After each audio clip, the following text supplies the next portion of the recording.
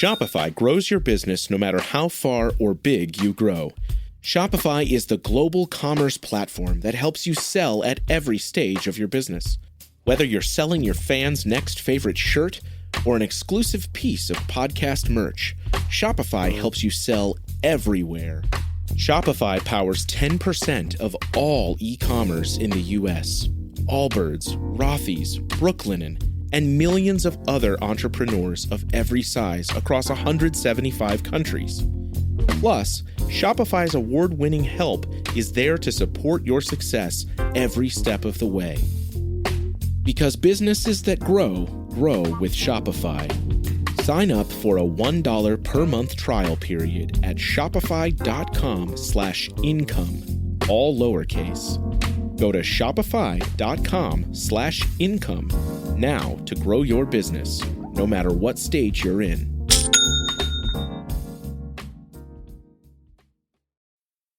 This is The Planted Runner. I'm Coach Claire Bartholic. Unless you've been on a tech-free trail running sabbatical for the past couple of years, you've probably heard about how Taylor Swift trains to stay fit for her 3-hour-long sets on her Eras tour. She gets on the treadmill and sings her entire set list, walking or jogging for the slower songs like All Too Well, and running for the fast ones like Shake It Off. Swifties all over the world hopped on the mill to recreate her viral workout and quickly realized how incredibly difficult it was. Taylor Swift is not just a pop star, she's a rock star athlete. Clearly, if the treadmill is good enough for Taylor, it's gotta be great for us mere mortals, right?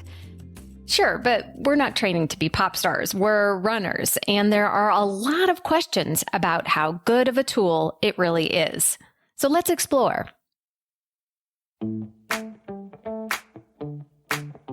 Welcome to The Planted Runner. I'm Coach Claire Bartholic, and my mission is to help you improve your running, your mindset, and your life with science-backed training and plant-based nutrition. On today's show, we're going to get into everything you need to know about treadmill running. You'll learn if the treadmill is really the same as running outside, if you really need to adjust the incline or play around with your speed to make it more like the outdoors, and why doesn't the machine ever line up with your running watch? I'll also go over how to use the treadmill to get the best workout, and I'll even get into how to make the dreadmill a lot less dreadful. One place you won't need a treadmill is on my running retreat this September. Join me and a small group of runners for an incredible running vacation here in Asheville, North Carolina. We'll be staying in deluxe riverfront cabins where we can run right out our doors. We'll feast on chef-catered plant-based meals, enjoy classes and coaching, and so much more. To learn more about all the cool things we've got planned, go to theplantedrunner.com/retreat. We've got just a few spots left, so sign up today. Don't forget to stay tuned all the way to the end of the episode for another Mental Strength Minute. Fortify your mind in 60 seconds or less. When it's ridiculously hot in the summer or you're up to your eyeballs in snow in the winter, the treadmill can be a savior to keep you running when Mother Nature has other plans in mind. There's not too many people that love the treadmill, except maybe Taylor Swift, and there are certainly many more runners that truly despise it and won't touch their toes on one. After all, it was originally invented in the 19th century as a torture device for prisoners. But we've come a long way since then. If you're lucky enough to have access to a treadmill, or unlucky depending on your perspective, how can you be sure that you're getting the same workout that you would outside? I'm sure a lot of you out there just said out loud, well, raise the incline to 1%. Well, raising the incline can make the treadmill a bit harder, but that's not the full story. In fact, I recommend that unless you are specifically doing hill work, leave the incline alone. I'll get to why in just a minute. So what's the deal with most everyone thinking you do need to raise the incline? The idea behind this is that the energy cost of running at a given pace on the treadmill is slightly lower than outdoors because you don't have to push against air resistance. In other words, for most people, the treadmill is easier than outside, so raising the incline neutralizes that. In addition, you also dissipate body heat more readily outdoors than you do on the treadmill. So by raising the angle of the treadmill to 1%, this difference disappears and running on the treadmill is no longer easier than running outdoors. The 1% rule came about in the early 1990s when researchers found that at speeds of 803 minutes per mile and slower, the energy costs both inside and out were about the same. But when you crank it up to 709 minutes per mile and faster, which is 427 per kilometer, then you need to raise the incline to 1% to create equal energy costs as outside. This is because air resistance increases at faster paces when one is running outdoors, so you need to compensate for that inside with the incline. So there you go. Keep the incline at 0 for slower speeds and crank it up 1% for faster speeds, right? Well, not so fast. The problem with that quick and simple fix is that running is way more complex than that. There's a whole lot more going on when you run on a treadmill than wind resistance. It turns out that even though running on a treadmill is easier physically, research shows that you are faster outside. That's right, you are faster outside despite the fact that it's harder. What's going on?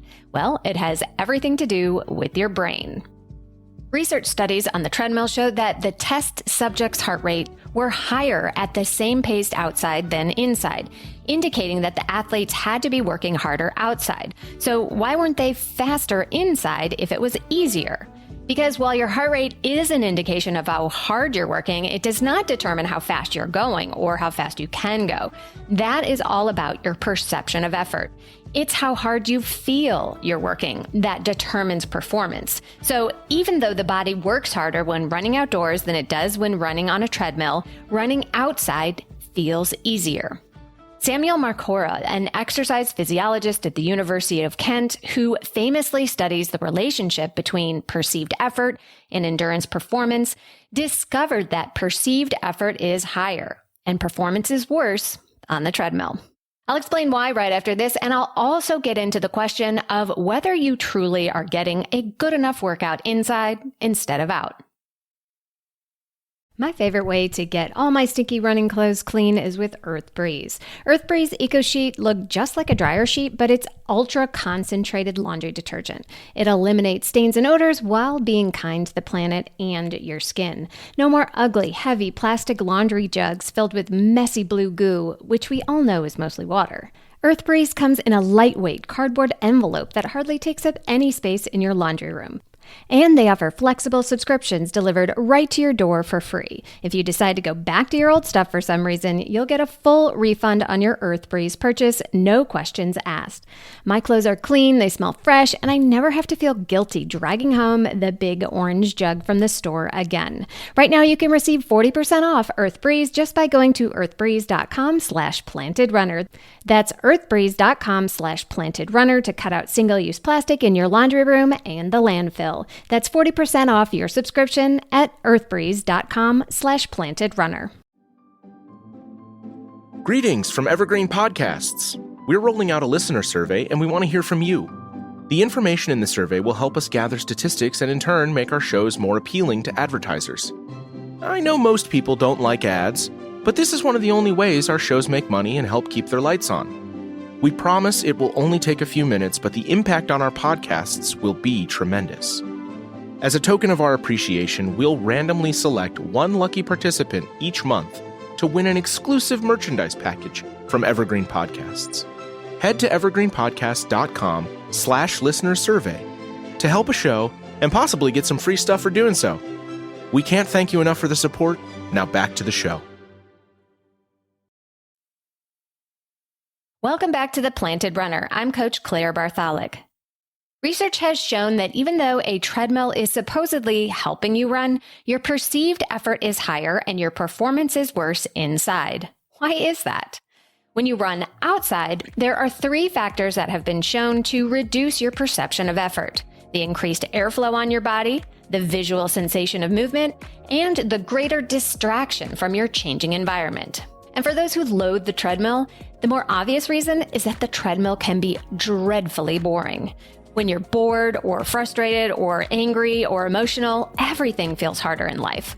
The lack of visual stimulation on the treadmill can cause you to hyper-focus on how hard running feels, instead of being happily distracted by the sights outside. Or you could be scared of flying off the back of the machine or simply uncomfortable, both of which raise heart rate and perception of effort. Another possible factor is the ability to micro-adjust outside. You have a greater sense of freedom of movement outdoors, and you can make subtle and more frequent changes that you might not even be aware of that you're doing, giving you a sense of freedom that feels more pleasant than banging away on the treadmill.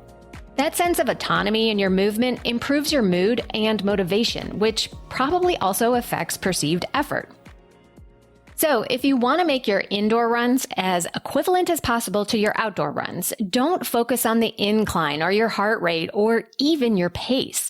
Leave the incline alone and focus on your perceived effort. If you have a hard workout, run hard. If you have an easy workout, put a podcast in your ears like this one and run easy. When you have your effort level just right, you should find that both your speed and your heart rate are slightly lower than they would be if you were running at the same effort level on the road. In other words, you'll run a little slower, assuming your machine is calibrated correctly, and your heart rate will be a little lower, but you'll be getting the equivalent workout as you would outside because you're working just as hard. My next tip is to turn a fan on. Not only will the breeze feel good when you get hot, but those feel-good feelings of sensation of airflow actually makes your run feel easier. Plus, you'll get that added wind resistance without needing to change the incline. The next thing to note is that your watch will never, ever be perfectly matched to the readings on the treadmill. I'm going to blame the technology simply not being accurate enough, both on your watch and on the treadmill. Using a foot pod like a stride can help because it learns your unique stride length, so it should make the readings a little bit closer, but you will just have to accept a certain amount of uncertainty about the data. You know what I do? I just go with the one that tells me I'm faster. One question I get a lot about the treadmill is if you can truly get just as good a workout as you could outside. Many runners say it feels like cheating inside, especially when they run speed work. Some runners say that they can even hit paces inside that they're just not capable of outdoors, so it must be giving them an unfair advantage. To that, I say, just let that fear go. What's fabulous about the treadmill for speed work is that you can just lock in, get your brain out of the way, and let the legs do the work. Remember, the main challenge of the treadmill is mental, not physical. So if you're able to hit the paces on a machine that you can't do outside, keep building your confidence indoors, and in time, the legs will remember. You're building your speed capacity, whether it's inside or out. And the other reality is, if your main goal is performance at long distances, it doesn't really matter if you're better at 400 meters inside or outside. Yes, it's ideal to train on a course similar to what you will be racing as much as you can, but unless you're training for a track event, the fact that you're not running your 400s on a track is kind of irrelevant. Now we come to the most important question of all. How do you make the treadmill less boring? Remember, this was invented as a torture device, so it's normal for us to hate it, at least at first. My first suggestion is to take a moment to understand how lucky you are in the first place to have access to this technology. Hating the treadmill is a first world problem, so if you're fortunate enough to be able to run on one, I truly recommend embracing gratitude for having such a great tool in your life. The next thing to be grateful for is that you can have your drinks, your snacks, and your bathroom all conveniently at hand.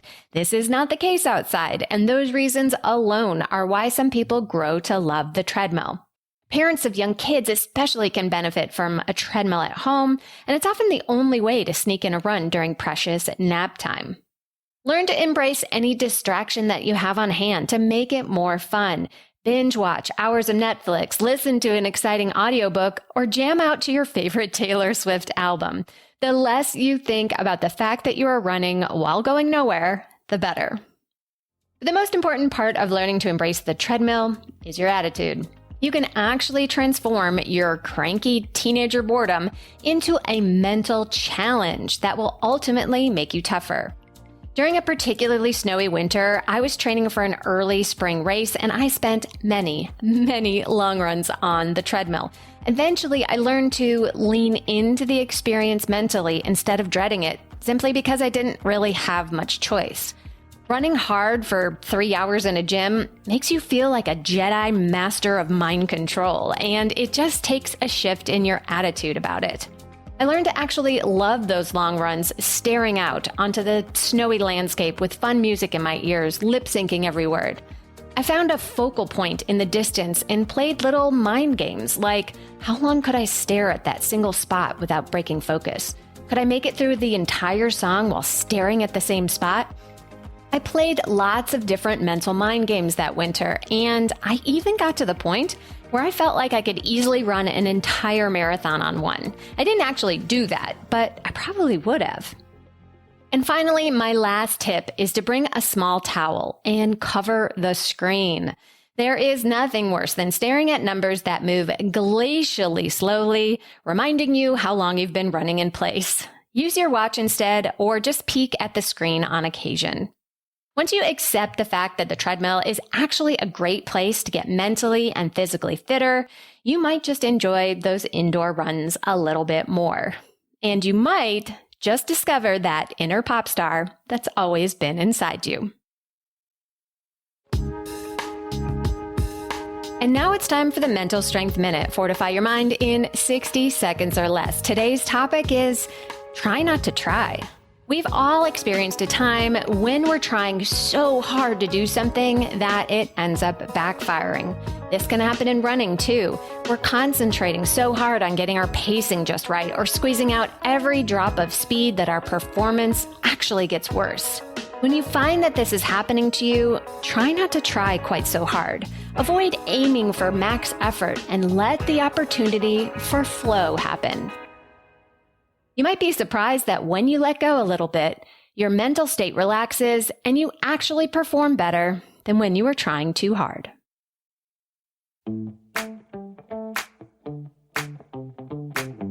Thank you for listening to The Planted Runner, part of the Evergreen Podcast Network.